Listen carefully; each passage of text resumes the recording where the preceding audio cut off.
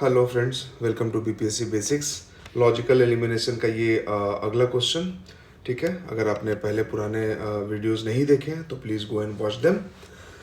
Logical elimination कब लगाते हैं? जब आपका दिमाग काम करना बंद कर दे या फिर आपको सही सटीक आंसर नहीं पता है और आपके पास कोई चारा है नहीं आपको क्वेश्चन सॉल्व करना। ठीक है, ये बहुत आसान सा क्वेश्चन है। ग्लोबलाइजेशन पे, एलपीजी रिफॉर्म पे ये सवाल आया था। एनसीईआरटी में ये दिया हुआ है और इनफैक्ट एनसीईआरटी में तो हर कुछ दिया हुआ है, बट अफसोस यही है कि हम लोग एनसीईआरटी को वैल्यू नहीं करते हैं। हम लोग एनसीईआरटी के बेसिस पे जो अदर नोट्स और बाकी किताबें मार्केट में घूम रही है, जो चीज़ों को और कॉम्प्लेक्स कर देती है, उसको ज़्यादा प्रेफर करते हैं और एनसीईआरटी को नहीं पढ़ते हैं। तो खैर, ये दुख की बात तो है, बट जो समझदार हैं वो एनसीईआरटी पढ़ना शुरू कर चुके होंगे। बिकॉज रास्ता कहाँ से निकलेगा? एनसीईआरटी से निकलेगा। मंत्रा क्या है? Love NCERT, learn NCERT. ठीक है, तो ये चीज़ है। अब इस सवाल को आप पॉज करके पढ़ लेंगे। आई होप आप लोगों ने अभी तक पढ़ लिया होगा। चलिए इसको पढ़ लीजिए। ऑल राइट, चलिए अब क्या है, नॉट ट्रू पूछा है। एक तो ये नॉट को याद रखना, नॉट इज वेरी नॉटी। ठीक है, सब चीज सही करके, और ये नॉट आपने ठीक से नहीं पढ़ा, पता चला कि आपने गलत टिक कर दिया है। पूछ क्या रहा है? Globalization and its impact on India. India पे क्या इम्पैक्ट हुआ है ग्लोबलाइजेशन का? ठीक है, ग्लोबलाइजेशन और इसका इंडिया पे क्या इम्पैक्ट पड़ा है। It has expanded trade in goods and services. ठीक है, तो अब ग्लोबलाइजेशन का मतलब क्या होता है? मान लीजिए हमें नहीं भी पता है, हम नहीं जानते, सिर्फ हम एक चीज जानते हैं कि ग्लोबल कुछ बात चल रहा है वैश्विक लेवल पे। ठीक है, और बाकी इसका टेक्निकलिटी हम नहीं जानते, इसका एग्जैक्ट डेफिनेशन नहीं जानते हैं। क्यों? क्योंकि हमने एनसीईआरटी पढ़ा ही नहीं है। ठीक है, तो पढ़ लेंगे अब, लेकिन मान लेते हैं अभी फिलहाल के लिए कि नहीं जानते हैं। तो कुछ तो ग्लोबल का बात कर रहा है ना? तो ग्लोबलाइजेशन मतलब कुछ तो वैश्विक लेवल पे विश्व गुरु टाइप बनने का कुछ बात हो रहा है। ठीक है, अब स्टेटमेंट जब पढ़ते हैं, it has expanded trade in goods and services, it has led to greater flow of foreign direct investment, increase in exports is greater than increase in import. अरे वाह, सबसे पहले तो इस लाइन पे आते हैं। इंक्रीज इन एक्सपोर्ट, एक्सपोर्ट में जो इंक्रीज हुआ है is greater than increase in import, है ना? यानी कि एक्सपोर्ट जो है वो इंपोर्ट से ज़्यादा हो रहा है, यही कहना चाह रहा है ये। यानी कि हम नेट एक्सपोर्टर कंट्री बन गए हैं, नेट एक्सपोर्टर हो गए हैं, हम एक्सपोर्ट करने लगे हैं। तो is it the case India के साथ? क्या हम नेट एक्सपोर्टर हैं? और क्या ग्लोबलाइजेशन का बात हम छोड़ भी दें तो क्या हम नेट एक्सपोर्टर हैं? और चलिए, अगर ये भी हमें नहीं पता है कि हम हैं कि नहीं हैं नेट एक्सपोर्टर, तो अब अपने रूल्स को देखते हैं थोड़ा यहाँ पे कि कैसे हम इस पे रूल्स लगाएंगे। Globalization expanded goods and services का जो ट्रेड है उसको एक्सपैंड कर रहा है। ठीक है, तो कुछ और ज़्यादा डेटा, कोई ऐसी बात नहीं लिखा है, कोई ऐसा कंपैरिजन नहीं है, कोई ऐसा नहीं कि दो स्टेटमेंट्स इसमें दिए हुए हैं और दो स्टेटमेंट को मिला के एक सिंगल स्टेटमेंट बनाया गया हो, ऐसा नहीं है। ये सिंपल बोल रहा है कि expanded trade in goods and services. ठीक है, तो अगर मान लीजिए कि 100 रुपया का भी एक्सपैंड हुआ, 200 रुपया का भी एक्सपैंड हुआ, 1000 रुपया का एक्सपैंड हुआ, तो ट्रेड तो एक्सपैंड हुआ है ना? यानी कि ये जो स्टेटमेंट ए है ये पॉजिटिव है, ये क्वेश्चन से लिंक्ड है, ग्लोबलाइजेशन से लिंक्ड है। ठीक है, इसमें कोई डाउट नहीं है। दूसरा statement, it has led to greater inflow of foreign direct investment, है ना?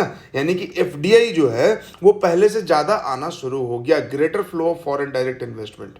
तो आप बताइए, जब हम अपने मार्केट को खोले, जब ग्लोबलाइजेशन हो रहा है ना, तो कुछ बाहर से पैसा भी आएगा। ग्लोबलाइजेशन की जब बात कर रहे हैं तो दिमाग में कम से कम इतना तो आएगा ना कि हाथ में एमआई का फ़ोन है या फिर जो माइक्रोसॉफ्ट है, गूगल है, ये सब कुछ ऐसा मोटा मोटी दिमाग में आएगा। ठीक है, तो ये भी चीज़ जो है, ये स्टेटमेंट जो है उससे रिलेटेड है, तो ये भी थोड़ा पॉजिटिव ही है।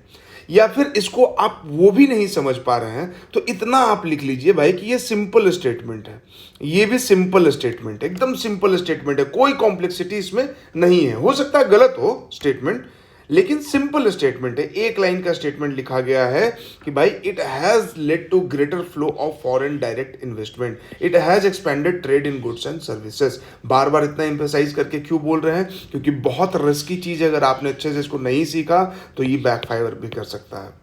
ठीक है। तो ये बहुत सिंपल स्टेटमेंट है। सिंपल स्टेटमेंट को आप पहचानना सीख लीजिए कि भाई एक लाइन में लिखा गया है, कोई कॉम्प्लेक्सिटी नहीं है, कोई डेटा नहीं लिखा गया है, कोई कमिटी, कोई मिनिस्ट्री, कुछ भी इसमें मेंशन नहीं है, सीधे बस एक लाइन में ये स्टेटमेंट लिख दिया है। तो ये सिंपल स्टेटमेंट हुआ। अब तीसरे स्टेटमेंट पे आते हैं। Increase in exports is greater than increase in import. Export import दोनों का बात कर दिया, इंक्रीज डिक्रीज दोनों का बात कर दिया और कंपेयर भी कर दिया। अब आप बताइए ये स्टेटमेंट सिंपल है या नॉन सिंपल है एज कंपेयर टू बाकी दोनों स्टेटमेंट?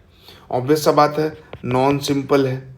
ठीक है, पॉजिटिव निगेटिव का हमको नहीं पता, लेकिन नॉन सिंपल है, नॉन जनरल है, उतना जनरल नहीं है। 3-4 बात कर दिया इसमें, इंक्रीज बात कर दिया, डिक्रीज बात कर दिया, है ना, एक्सपोर्ट बात कर दिया, इंपोर्ट बात कर दिया, मतलब इंडिया को नेट एक्सपोर्टर दिखा दिया। यहाँ कोई इतना बड़ा दावा कर रहा है? नहीं कर रहा है। तो जो बड़ा बड़ा दावा करे ना, अक्सर वो दावे झूठे निकलते हैं, और जो छोटे दावे करें वो अक्सर सही निकलते हैं, क्योंकि सिंप्लिसिटी है यहाँ पे। ज़्यादा कुछ हाई फाई नहीं बोल रहा है, बस उतना ही बोल रहा है जितना औकात है ना। तो अब रूल हमारा क्या बोलता है कि जब आपको सिंपल और नॉन सिंपल में चूज करना हो तो आप सिंपल को चूज करेंगे, सिंपल ही करेक्ट होता है, नॉन सिंपल जो है वो इनकरेक्ट होने का चांसेस ज़्यादा है। क्यों? क्योंकि हो सकता है कि यहाँ एक्सपोर्ट के जगह इंपोर्ट होता और इंपोर्ट के जगह एक्सपोर्ट होता, एक्सचेंज कर सकता है यहाँ पे, है ना। तो ये एक्सचेंज करने का यहाँ पे चांस है, तो यहाँ पे आपको फंसाया जा सकता है, गलत किया जा सकता है, लेकिन यहाँ पे ऐसा कोई चांस नहीं है। ठीक है, तो इसलिए जब इन तीनों में आपको चूज करना है कि भाई कौन सही होगा, तो जो सिंपल स्टेटमेंट है वो सही करना है और जो नॉन सिंपल है उसको गलत करना है। अगर दो नॉन, यहाँ पे 4 स्टेटमेंट होते, इसके जगह कोई एक और स्टेटमेंट होता, वो भी नॉन सिंपल होता और हमें चूज करना पड़ता, तो हम इन 2 नॉन सिंपल में से कम एक जो ज़्यादा नॉन सिंपल है, जो ज़्यादा कॉम्प्लेक्स है, जिसमें ज़्यादा डेटा है, उसको एलिमिनेट करते और मैक्सिमम एक को रखते, है ना। वो भी डिपेंड करता है, जैसे जैसे सवाल आएगा वैसे वैसे आपको बताते जाएंगे। अब 3 सिंपल स्टेटमेंट आ जाता तो इसका मतलब ये थोड़ा कि तीनों का तीनों सही हो जाता, हो सकता है कोई एक गलत हो जाता। तो 3 सिंपल स्टेटमेंट आ जाता, 2 नॉन सिंपल स्टेटमेंट आ जाता, तो हो सकता है कि 2 सिंपल स्टेटमेंट सही होता और एक नॉन सिंपल वाला भी सही हो जाता है, क्योंकि यहाँ सिंपल में खेल के आपसे गलत कराने का कोशिश किया जाता और यहाँ नॉन सिंपल में किया जाता। तो आप स्मार्ट निकले, थोड़ा सिंपल में से भी चूज़ किए और थोड़ा नॉन सिंपल में से भी चूज़ किए, है कि नहीं। तो ये चीज़ है, तो यहाँ पे आपको ये सीखना था, ये समझना था। और सिंस आपसे क्या पूछा है कि विच इज़ नॉट ट्रू, तो नॉट ट्रू मतलब कि जो गलत है, तो गलत इसमें कौन सा होगा? गलत हमारा नॉन सिंपल वाला, नॉन जनरल वाला स्टेटमेंट होगा जिसमें कॉम्प्लेक्सिटी क्रिएट किया गया है।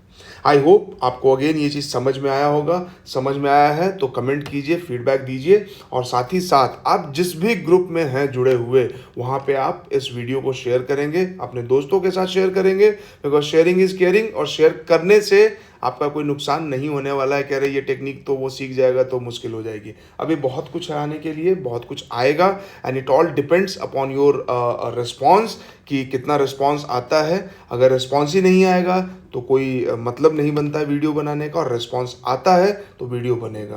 तो इसलिए रिस्पॉन्स जनरेट कीजिए, लोगों के साथ शेयर कीजिए। इसके अलावा बीपीएससी बेसिक्स चैनल पे बहुत ऑसम वीडियोज़ हैं। एनसीईआरटी का साइंस डिस्कशन है, इकोनॉमी है, पीटी 365 का पॉलिटी डिस्कशन है, साइंस का डिस्कशन है, जो कि पीटी 365 को बीपीएससी के हिसाब से कवर किया जाएगा और वो आपका अगस्त तक कंप्लीट हो जाएगा।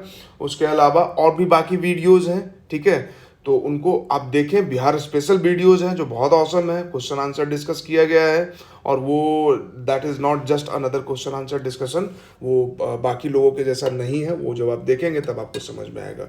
So do subscribe this channel, share this video. Signing off BPSC basics.